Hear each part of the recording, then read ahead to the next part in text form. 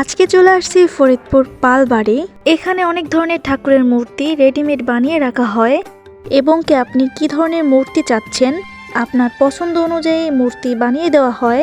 তো hello guys, welcome back to my new another video. তো আজকে আমি তোমাদের সামনে নিয়ে আসছি আর একটা নতুন ভিডিও।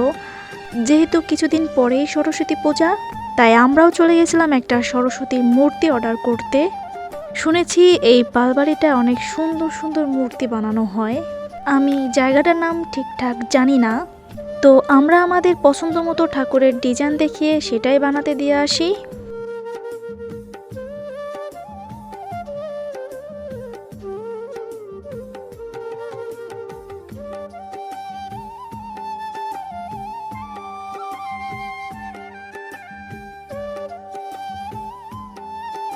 এই কাকুটা শীতের মধ্যে বসে বসে মূর্তিগুলো বানাচ্ছিল, কারণ আর বেশি দেরি নাই। যেটুকু সময় আছে এই সময়ের মধ্যেই মূর্তিগুলো ডেলিভারি দিতে হবে।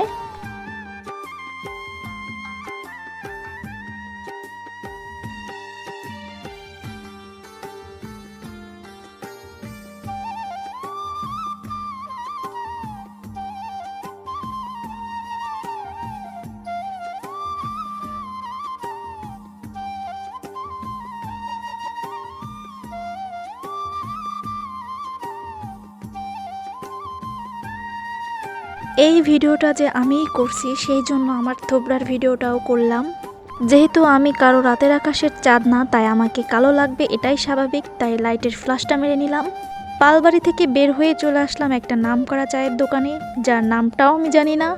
কোনো ব্যাপার না, মূর্তি অর্ডার করার কারণে ফ্রিতে ফ্রিতে এক কাপ দুধ চা খাওয়াই দিল। সেটা বড় কথা নয়, কথা হচ্ছে এটা গরম চায়ে চুমু দিয়ে আমার জিহ্বাটা পড়ে গেল, কারণ হাতে একদমই সময় কম ছিল আর আমি গরম চা খাইতেই পারি না। এইখানে যে আমি একাই আসি না, এটা হচ্ছে সেটার প্রমাণ। আমার সাথে এক সিনিয়র দিদিও ছিল। শুধু যে দিদি তা একদমই না, এখানে আমাদের সাথে একটা স্যারও ছিল। এটাই হচ্ছে তার প্রমাণ। এরপরেই আমরা চলে আসলাম রিকশায়। সরি, এটা রিকশা না, এটা একটি অটো। অটো থেকে নেমে দেখলাম এটা বাসনার বাসা। এখন আবার অনেকেই বলবা বাসনা কেরা, বাসনাকে তোমাদের চিনতে হবে না। এরপর স্যারের পিছন পিছন হাঁটা শুরু করলাম। হাঁটতে হাঁটতে চলে আসলাম মিষ্টির দোকানে। দোকানে ঢুকে কালাজামের দিকে চোখ পড়ছে। কালাজাম যে এত কালা হইতে পারে এটা জানা ছিল না। যেহেতু মিষ্টির দোকানে চলে আসছি, মিষ্টি অর্ডার করতে হবে। মিষ্টি কি দেখেই অর্ডার করব না খেয়ে অর্ডার করব, আমি সেটাই ভাবতেছিলাম।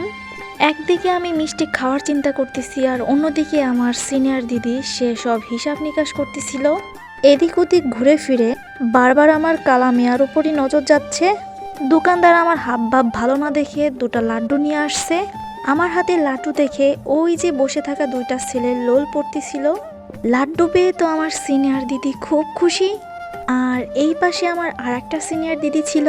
আমিও আর কারো দিকে না তাকিয়েই লাড্ডুটাকে গালে দিয়ে ফেললাম। লাড্ডু খাইতে না খাইতে চলে আসলো সন্দেশ মামা। নিজের টাকা দিয়ে মিষ্টি আমি কখনোই কিনে খাবো না, কিন্তু তাতে কি, এটা তো ফাও মিষ্টি। ফাও পাইলে বাঙালি আলকাপটাও ছাড়ে না। হাতে সন্দেশটা নিয়ে আবারও হাঁটা শুরু করলাম। মিষ্টিটা খাচ্ছিলাম আর ভাবছিলাম এর থেকে 1 কেজি কাঁচামরিচ ধরাই দিলেও ভালো হইতো। হাঁটতাম আর খাইতাম, কোনো ব্যাপার না, অ্যাডজাস্ট করে নিতে হবে। প্রথম দোকান থেকে মিষ্টি খেয়ে দ্বিতীয় দোকানে চলে আসি। এই দোকানের মিষ্টি পছন্দ না হলেও এই দাদুটারে পছন্দ হয়ে গেছে। কোনো ব্যাপার না। সব থেকে দুঃখের বিষয় হচ্ছে এই দোকানদার আমাদেরকে একটা মিষ্টিও খাইতে দেয় নাই। মিষ্টির দোকান থেকে রাগ করে চলে আসলাম ফুলের দোকানে। যেহেতু আমি টাকা দিয়ে কোনো ফুল কিনবো না, তাই আমি একটু ফুল টোকাইলাম। নিচে দেখলাম 1 থোকা ফুল পড়া আছে, সেটাও তুলে নিলাম। কি মনে করছো ফুলটারে ফালাই দিছি? একদমই না, এই ফুলটাকে আমি এবার আমার কানে দিব। নিজের কানে দিছি, এবার অন্যের কানেও দিব। তাই আমি এই ফুলটাকে নিয়ে আমার সিনিয়রের পিছন পিছন হাঁটতেছিলাম, এবার তার মাথায়ও দিলাম। টাকা দিয়ে ফুল কিনে না দিলে কি হবে, টোকাই দিছি, এটাই অনেক। এরপর স্যার আমাদের সাথে একটু মিটিং করার জন্য তার বাসায় নিয়ে গেল। বাসায় এসে দেখি স্যারের বউ আছে। আরে মজা করলাম, আমি জানতাম স্যারে বিবাহিত। কিসের কি মিটিং, আমার যেটা কাজ আমি সেটাই করতেছি, ফাঁকে ফাঁকে একটু ভিডিও করছি।